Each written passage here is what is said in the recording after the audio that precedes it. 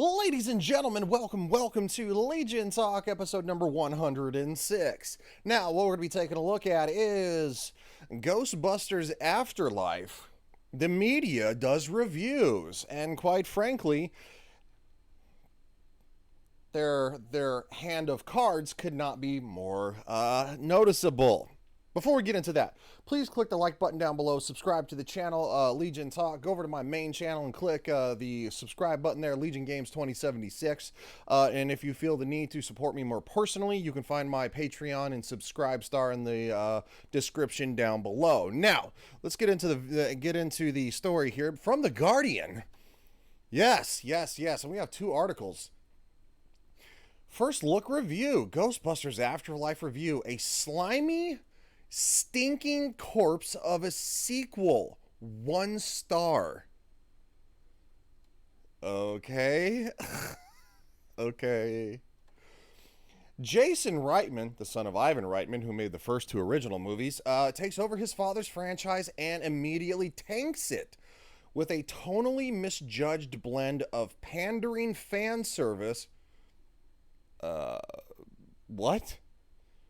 You know, fan service? You know, the things that brings people to the theaters? You know, the people who pay money to see the movie. Unlike this guy who didn't pay to see the movie. He was just like, what? And bizarrely played straight spectacle. What the hell is that? What the hell is that? From Charles Bramsco at Into the Crevasse. Okay, well, I pulled him up because I don't know who he is. This is him.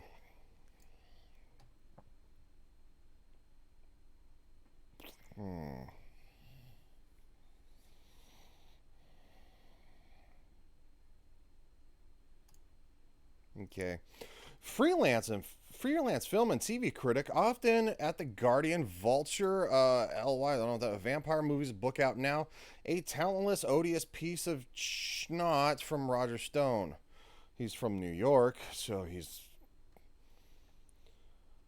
some other articles. Charles, I spent a while staring at this photo to figure out who the woman is and had to look it up to find it's Rebecca Ferguson, who I apparently seen in several movies, including Dune last week, perhaps today's most hard-to-remember A-list actress. Okay, I don't know what that means. From said individual, Twitter's taking time to load again, as they usually do. Come on. Really? There it is. There's hate everywhere, but it's especially Twitter. It's like a cesspool for evil 15-year-olds who don't know what the heck they're talking about and have nothing better to do. I hate to say it, I agree with that. You know how many arguments I get into? Well, how many, like, 12 to 15-year-olds start arguments with me for, like, no reason? Oh, I'll give them credit on that. All right, so going down. At this point, may as well put this up here. Ghostbusters 4 is deeply spiritually awful. A joyless reach around for a fandom intent on running their graven idol into the ground. What?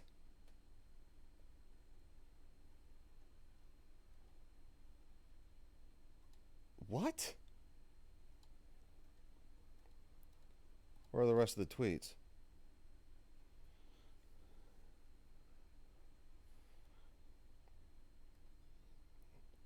And then he said, I would like to formally apologize for being biased.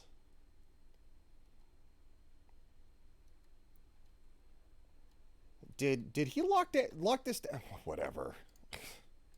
That's a different article. Don't read that yet. We're going to get into this article right here.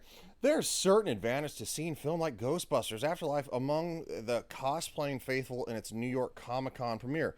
Crowd response in the cavernous convention hall had a ghost... Nobody cares, dude. The appeal of a sequel systematically stripped of everything that made its predecessor into enough of a hit to merit this treatment quickly grew evident as the attendees voiced their high decibel approval for what they saw as the true draw of this misbegotten project. So they liked it and you didn't.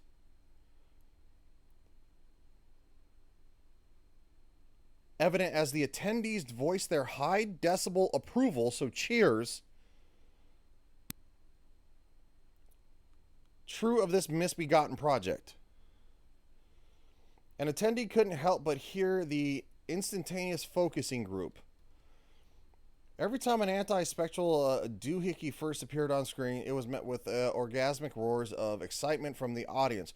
Same goes for the awestruck glimpse of the old car, the old costumes, some of the old dialogue, and the rest of the myriad nods to Ivan Reitman's canonized blockbuster. Blockbuster. The second movie, not so much.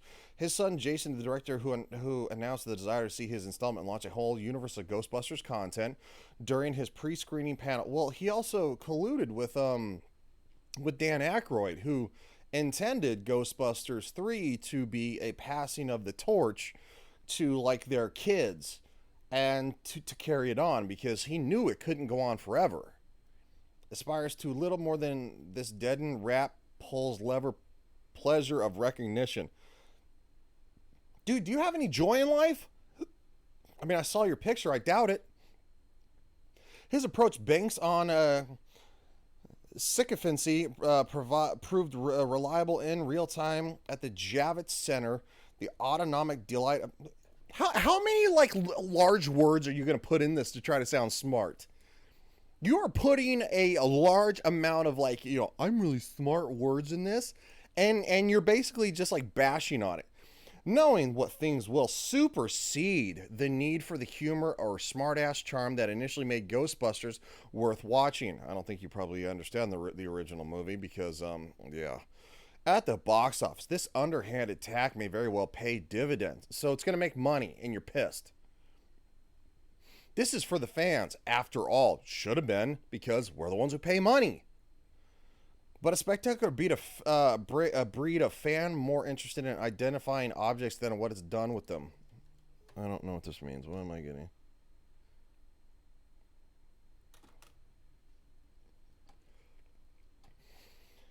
There's no other explanation for an approach trading the ironic quipness embodied by Bill Murphy for the guileless, earnest Amblin knockoff in line with the on-trend Stranger Things. In case we couldn't make this connection more ourselves, shared cast member Finn Wolfhard stars here as Trevor, teenage son to the hard luck Spengler family.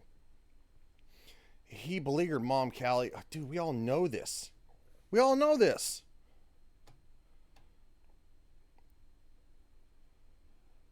Okay, so they've got to defeat another one of the CGI energy cyclones apparently mandated to open today's tent poles. I don't know. What tent poles, dude? It's pandering all the way down. Wait, so it's okay when you leftist losers pander to the far left, BLM, Antifa, the LGBTQ activists, not the community, but the activists. It's okay when you pander to all that crap, but it's not okay when it's pandered to actual fans of an actual movie who just wanted a good movie in the first place. A good sequel to a movie franchise that they loved. The shocking part being a variety of Reitman's ploys. It's not all groaners like a cop offering a jailed for the night Trevor the phone and asking who you're going to call. There's the set piece with... Cutesy? Nattery mini Stay Puffs scratching the itch for a coin. Oh my god. He's trying to sound smart, and this guy's a moron. Consider the casual cowardice of a script that uses its own mythology to subtly erase 2016. Oh, that's where it is right there. There's where the butthurt little bitch comes from. There it is. Consider the casual cowardice of a script that uses its own mythology to subtly erase 2016's All Gals reboot from the canon. He's Ivan Reitman's son. His father made the original too. He has the right to do whatever the fuck he wants. Fuck you. There's where your South little attitude came from. I'm not going to say it. You little pathetic fucking loser. God, that's what it's all about. All of this, all of that led into this line. Are you a loser? Yes. Giving the rage choked trolls, there it is, carpet bombing IMDb with 0-star ratings, the vindication they've always craved. This is ridiculous. Even the champion of the scientific expert comes off as overreaching and aggrieved from Gooberson's death. Oh my god. This ass clown still keeps going. It's impossible to fully praise this film without getting to spoiler territory. The PR team has wrapped in yellow "Do not cross" tape. There's a disturbing sense of ownership over the past and Reitman's continuing building, as if he's the heir apparent entrusted with sacred text rather than the guy running roughshod over the memory of a movie still a staple of middle school sleepovers for its laugh quotient. Perhaps it's appropriate in telling that the 2020 incarnations of an 80s artifact would be imbued with all the issues most endemic to the current studio reels. Here, we can find a summary. Fuck off. Just eat a bag of dicks, dude. You're a loser. From Vulture, Ghostbusters Afterlife is a reanimated corpse.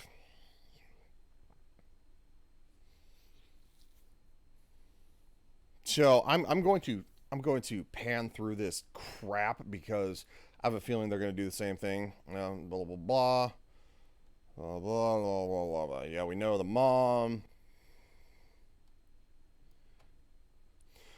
Okay, so here we go. We're probably... The true recipients of this largesse are the fans, who are presumably being given what they want after the turmoil surrounding Paul Feig's female-led Ghostbusters in 2016, which for all its weakness was a shambling comedy that's closer in spirit to the original Ghostbusters than Afterlife. You are so full of shit, I'm not even gonna...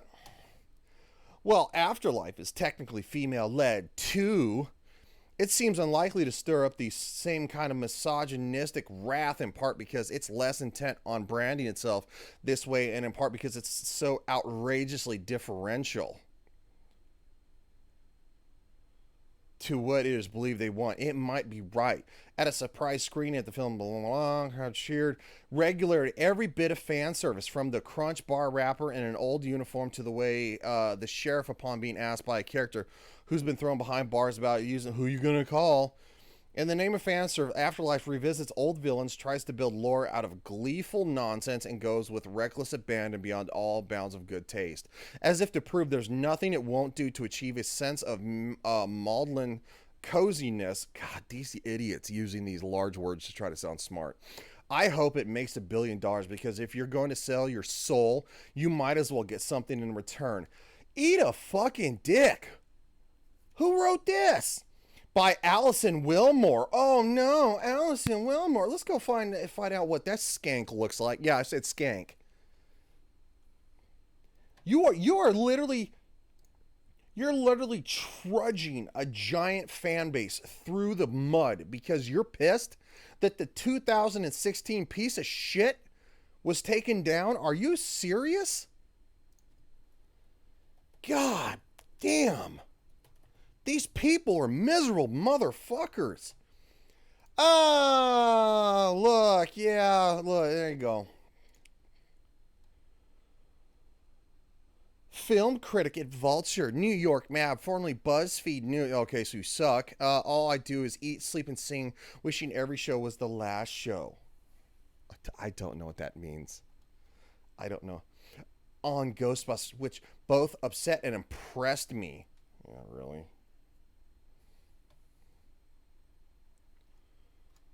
Yeah, is that all you said? I mean...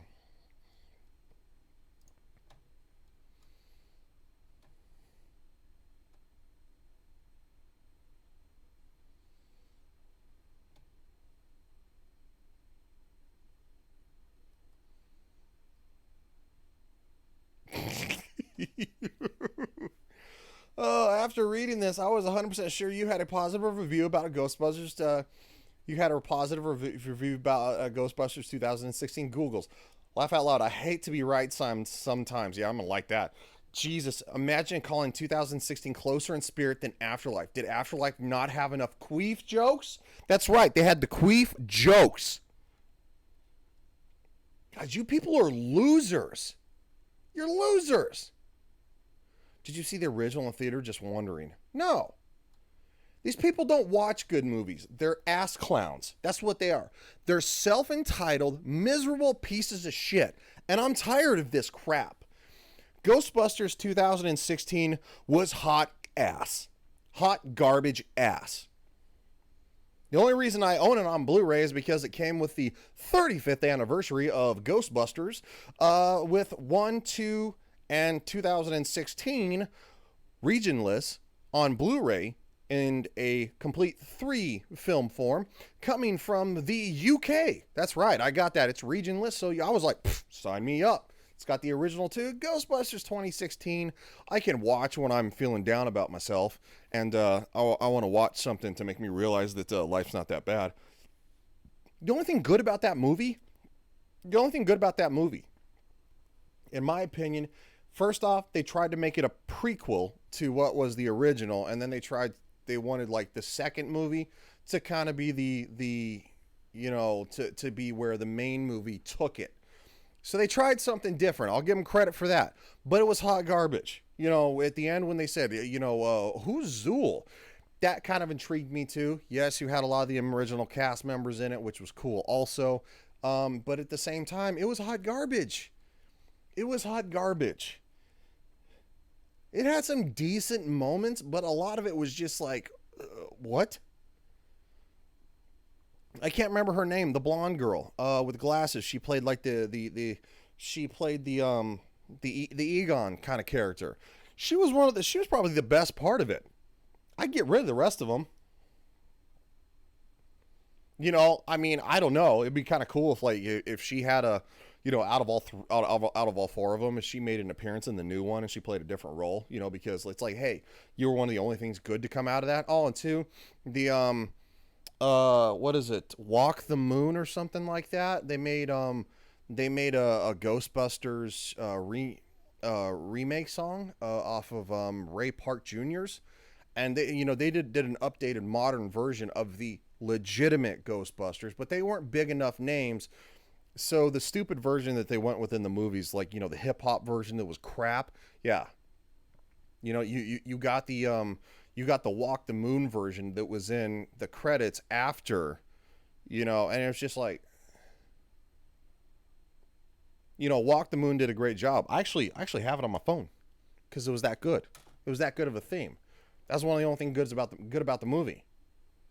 It'd be kind of awesome if they would have brought Walk the Moon's 2016 theme back, as an updated version of Ray Parker Jr.'s version, and for the 2021, because they deserve great credit. And I suggest you go look that up. Walk the Moon. It's just Ghostbusters. Yeah. So that was the best part. But what all these salty ass burglars are pissed off about is the fact that it shits on 2016. Well, yeah, because it has nothing to do with that abominational crap. I can actually mildly enjoy that movie if I pretend it takes place in a Ghostbusters universe far, far away, never to be seen again. And I've watched it barely occasionally, but the last time I probably watched it was probably in like 2018. Not real memorable, guys. Sorry. This is Ghostbusters 3. This is real Ghostbusters 3. Ghostbusters 2, Ghostbusters 3 Afterlife. That's it. Now I'm extremely excited about this. I apologize. This video has went way longer than I thought it would. But this is nonsense. Absolute nonsense. Hope you enjoyed this video. Go see Ghostbusters Afterlife in the theater on the biggest screen you can, because if the loser mainstream media hates it, you're gonna love it. And I know it. See you guys.